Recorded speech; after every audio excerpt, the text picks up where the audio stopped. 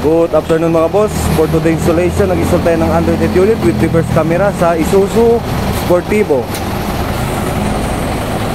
Yung brand natin, QCY 9 inches mga boss, 4 and 64 gig.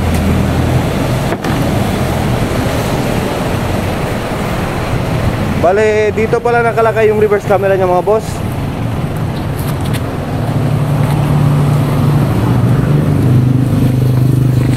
Dito. Ngayon mga boss, pasok tayo sa loob. Tignan natin yung features ng head unit.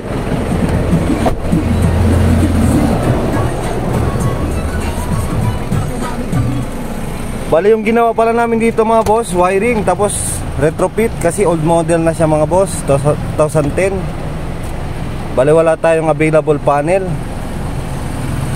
Pero kahit retrofit siya mga boss, maganda pa rin yung pagkalagay niya.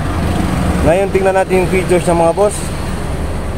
May music, pwede na kayo mag bluetooth, radio, tapos may Chrome,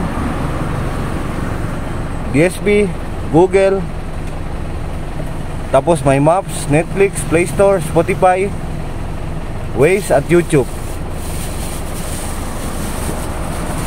Ang maganda nito mga boss, may Play Store na siya. Pwede ka na mag-download ng kahit anong apps. Kailangan mo lang i-sign in yung Play Store. Bale, si sir na lang daw ang mag-sign in sa bahay. Tapos yung maps niya mga boss,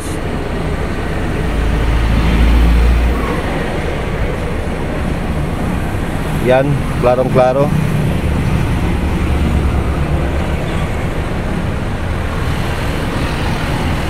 Tapos may Netflix.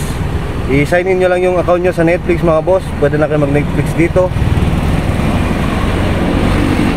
Ang maganda nito mga boss, may sarili siyang equalizer, DSP, car amplifier.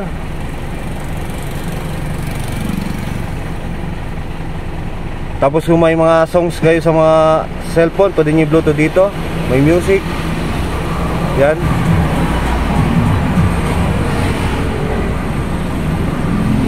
May radyo. Parang totally na tablet na talaga siya mga boss. At may kasama na siyang dalawang USB port. Pwede nyo lagyan ng USB kung may mga music kayo.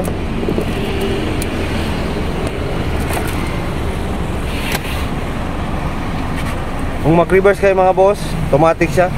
Pichi kayo. Ayan. Klarong klaro mga boss. Yun lang mga boss.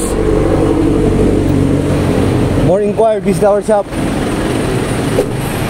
Andre Auto Accessories, Governor Ramos, in front of Sir Kyle Satiaus. Bali yan pala mga boss, Fortuner, yung puti. Ipa-install din ngayon ng head unit. Yun lang mga boss, visit our shop. Thank you.